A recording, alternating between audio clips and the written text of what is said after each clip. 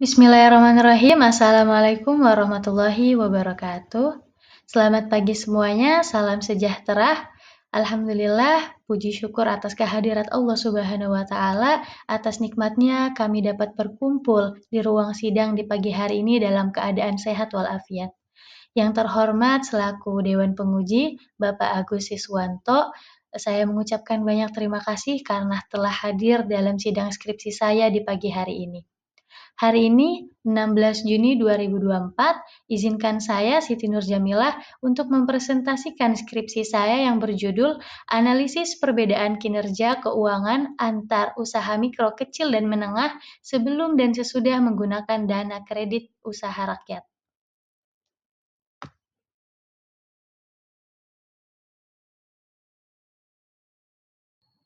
Selanjutnya latar belakang, yaitu UMKM merupakan salah satu pelaku ekonomi dan pembangunan terbesar di suatu negara. UMKM berkontribusi dalam meningkatkan kesejahteraan masyarakat yang sangat besar, yaitu perekonomian tumbuh besar dan kuat melalui jenis usaha ini. Kontribusi UMKM yaitu mengurangi tingkat kemiskinan di Indonesia dengan cara menciptakan lapangan kerja bagi angkatan kerja di Indonesia. Walaupun UMKM ini disebut sebagai sektor yang mudah berdiri dan mudah berkembang, tapi UMKM juga memiliki permasalahan yang mendasar yaitu pada permodalan. Maka untuk mengatasi ini, pemerintah memperdayakan UMKM ini yaitu dengan mengadakan program kredit usaha rakyat yang dibentuk oleh Presiden Republik Indonesia yaitu Susilo Bambang Yudhoyono pada 5 November tahun 2007. Maka pada skripsi ini saya ingin membahas apakah ada pertumbuhan dan perbedaan pada kinerja keuangan UMKM setelah dan sebelum menggunakan dana kredit usaha rakyat. Selanjutnya, terdapat rumusan masalah, yaitu yang pertama bagaimana pertumbuhan kinerja keuangan UMKM di Tangerang Selatan sebelum dan sesudah menggunakan dana kredit usaha rakyat.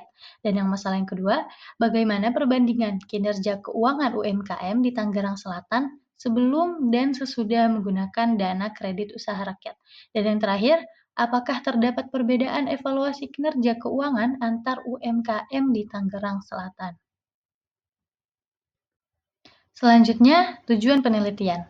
Pertama, kita ingin melihat pertumbuhan kinerja keuangan UMKM sebelum dan sesudah menggunakan dana kredit usaha rakyat. Yang kedua, ingin membandingkan kinerja keuangan UMKM di Tangerang Selatan. Dan yang terakhir, ingin mengetahui apakah terdapat perbedaan evaluasi kinerja keuangan antara UMKM di Tangerang Selatan. Selanjutnya, manfaat penelitian. Yang pertama, bagi pemerintah, ini bisa menjadi bahan informasi dan rujukan terkait efektivitas dana kredit usaha rakyat terhadap kinerja keuangan UMKM, serta dapat dijadikan sebagai bahan pertimbangan dalam menentukan kebijakan selanjutnya untuk mengembangkan UMKM. Yang kedua, bagi perbankan. Nah, ini dapat dijadikan sebagai bahan rujukan untuk menentukan kebijakan kredit selanjutnya untuk UMKM. Yang ketiga, bagi peneliti, ini menambah wawasan dan pengetahuan terkait perkembangan UMKM sebelum dan sesudah menggunakan dana kredit usaha rakyat, serta menganalisis permasalahan dari segi keuangan.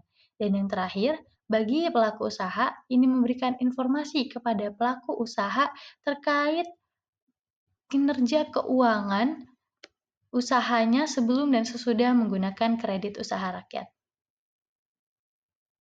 Oke, selanjutnya adalah tinjauan pustaka. Ya, di sini ada kerangka pemikiran, yaitu karena penelitian ini bertujuan untuk melihat apakah ada perbedaan kinerja keuangan antara usaha mikro, kecil, dan menengah di Tangerang Selatan, maka penelitian ini menggunakan analisis terhadap laporan keuangan sebelum dan sesudah menggunakan dana kredit usaha rakyat. Kemudian yang kedua, ada kajian teori, yaitu di sini ada teori struktur modal, ada trade-off theory, pecking order theory, teori Modigliani dan Miller. Selanjutnya yaitu penelitian terdahulu, di mana di sini banyak analisis-analisis dari Priyo Harsono pada tahun 2010, Putri Dewi Sri Lambang dan Imam Masud pada tahun 2014, ada Ayudhita Wida Kurniasari pada tahun 2013, di mana di analisis ini semuanya membahas tentang kinerja keuangan UMKM serta peran kredit usaha rakyat.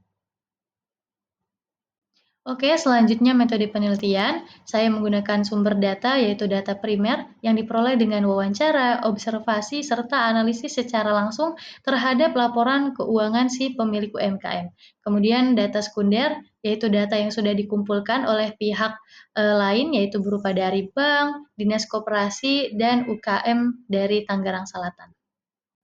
Lalu analisis data yaitu menggunakan analisis statistik deskriptif dan analisis kuantitatif yaitu dengan menganalisa rasio keuangan, uji pangkat tanda Wilcoxon, dan uji independen sampel. Selanjutnya yaitu pembahasan, yaitu ada kredit usaha rakyat. Nah, menurut Peraturan Menteri Keuangan, kalau KUR ini adalah merupakan kredit pembiayaan kepada UMKM dalam bentuk pemberian modal kerja dan investasi yang didukung fasilitas penjaminan untuk usaha produktif. Nah, di mana KUR ini adalah program dari pemerintah, tetapi ini bekerja sama juga dengan bank. Nah, biasanya program KUR ini kan menggandeng bank dalam negeri untuk menyalurkan pada nasabah-nasabah yang memerlukan dana. Nah, itu ya bank yang dirujuk itu biasanya yaitu BRI, Bank BNI, BTN, Bank Mandiri, Bank Syariah Mandiri, Bank Bukopin, dan 13 BPD. Nah, KUR ini kan merupakan program dari pemerintah yang bertujuan untuk meningkatkan akses UMKM terhadap sumber permodalan gitu. Nah, untuk dalam rangka juga percepatan penanggulangan kemiskinan, penciptaan kesempatan kerja, dan meningkatkan pendapatan. Nah, terdapat mekanisme juga dalam penyaluran KUR ini. Nah, yang disyaratkan oleh pemerintah yaitu UMKM yang dapat menerima fasilitas penjaminan adalah usaha produktif yang layak namun belum bankable dengan beberapa ketentuan, yaitu merupakan debitur baru yang belum pernah mendapat kredit dari perbankan. Fasilitasnya pun menjamin dapat diberikan kepada debitur yang belum pernah mendapatkan kredit dari program lain, serta kesepakatan KUR diperjanjikan oleh bank pelaksana dengan UMKM. Nah, yang kedua yaitu KUR juga menjadi dua, yaitu ada KUR retail dan KUR mikro, di mana KUR retail ini plafonnya itu ditetapkan sebesar 20 juta sampai 500 juta dengan tingkat suku bunga maksimalnya itu 14%, sementara plafon dari KUR mikro yaitu maksimalnya 20 juta dengan tingkat suku bunga efektif itu 22% per tahun. Nah, yang ketiga, keputusan untuk memberikan pinjaman berupa KUR ini diputuskan oleh bank pelaksana sesuai dengan kelayakan usaha, dengan asas-asas kreditan yang sehat dan yang sesuai dengan ketentuan yang berlaku. Selanjutnya kita akan berfokus pada wilayah Tangerang Selatan, di mana Tangerang Selatan ini merupakan pertumbuhan ekonominya juga termasuk yang sangat cepat gitu, termasuk dalam hal UMKM.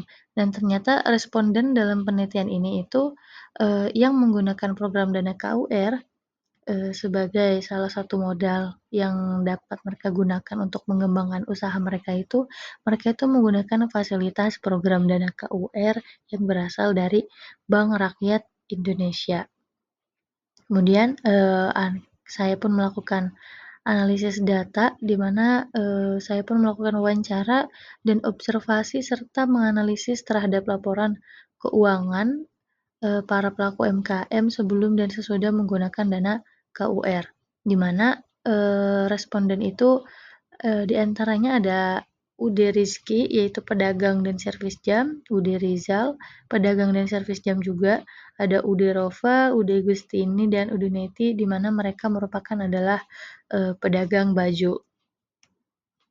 Maka setelah melakukan penelitian pada UD-UD tadi, di mana syarat dari UMKM tersebut adalah mereka harus sudah berdiri sekitar 6 tahun dan telah menggunakan dana KUR itu minimal selama 3 tahun. Nah, berikut ada grafik datanya, yaitu dari grafik ini kita bisa mengetahui bahwa pertumbuhan rata-rata dari kinerja UMKM di Tangerang Selatan ini sebelum dan sudah menggunakan dana kredit usaha rakyat untuk membantu perkembangan usaha UMKM. Nah, kita bisa lihat pada pertumbuhan current aset UMKM yaitu mengalami pertumbuhan yang cukup pesat, yaitu sekitar 1.512,5%, di mana pertumbuhan current asset yang sangat tinggi ini dipengaruhi oleh adanya kenaikan atau pertumbuhan jumlah aktif lancar perusahaan yang besar jauh dibandingkan dengan hutang lancar yang dimiliki oleh perusahaan. Nah, jadi bagi perusahaan tentunya ini tidak baik karena akan menjadi kondisi yang tidak optimal dalam usahanya. Kemudian pada pertumbuhan aset turnover UMKM sebelum dan sesudah menggunakan dana KUR itu mengalami penurunan sebesar 22,48%, di mana penurunan ini diakibatkan karena naik turunnya penjualan bersih yang tidak tentu jumlah dan periodenya. Nah, penurunan jumlah penjualan bersih ini juga sangat berpengaruh oleh iklim usaha yang dihadapi UMKM di pasar. Nah, berdasarkan penjelasan sebelumnya bahwa ada variabel di luar penelitian yang menyebabkan penjualan bersih yang didapat oleh masing-masing UMKM tidak stabil, seperti penggusuran dan kondisi pasar yang baru. Kemudian pada debt equity ratio atau DER sebelum dan sudah menerima dana KUR juga mengalami peningkatan sebesar 4,55%. Peningkatan ini tidak memiliki jarak yang terlalu jauh antara kondisi DER sebelum dan sesudah menggunakan dana KUR. Nah, tapi walaupun pengusaha menggunakan dana KUR sebagai tambahan modal usaha mereka, namun mereka juga tetap berusaha mempertahankan eksistensi modal pribadi mereka. Maka pengusaha ini nggak bergantung sepenuhnya kepada dana KUR sebagai pembiayaan secara keseluruhan dan permanen dalam usahanya. Mereka juga menggunakan modal campuran baik pribadi maupun pinjaman melalui kredit dengan porsi yang tidak jauh berbeda. Kemudian pada pertumbuhan net profit margin atau NPM, ini UMKM juga mengalami peningkatan yaitu sebesar 10,17%, meskipun sempat rugi karena adanya pengaruh pasar atau iklim yang tidak pasti membuat usaha UMKM ini mengalami ketidakpastian. Maka mereka harus mempunyai strategi untuk tetap mempertahankan usahanya di pasar, baik dengan menggunakan modal sendiri ataupun menggunakan modal pinjaman. Nah, maka laba yang didapat ini bergantung pada variabel lain di luar penelitian. Nah, pelaku usaha harus mampu menarik konsumen, mereka harus melakukan kontrol usaha serta mencari tempat strategis untuk menjalankan usahanya dan menghasilkan keuntungan. Nah, jadi dapat disimpulkan jika melalui analisis deskriptif tadi ini, kita dapat melihat pertumbuhan kinerja keuangan UMKM di Tangerang Selatan dan sebelum dan sesudah menggunakan dana KUR ini, sebagaimana telah dijelaskan pada 4 variabel yang tadi.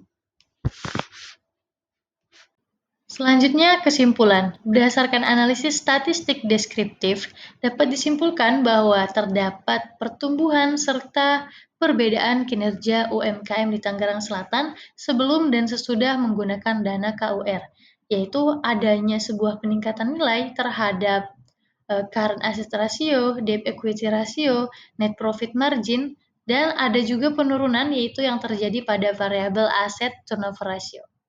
Kemudian, berdasarkan hasil uji pangkat, dapat disimpulkan juga bahwa terdapat perbedaan yang signifikan, yaitu pada beberapa variabel kinerja keuangan UMKM di Tangerang Selatan yang menggunakan dana pinjaman kredit usaha rakyat, yaitu variabel tersebut ialah current asset ratio dan debt equity ratio, sedangkan pada variabel lainnya itu tidak terdapat perbedaan yang signifikan pada kinerja keuangan UMKM.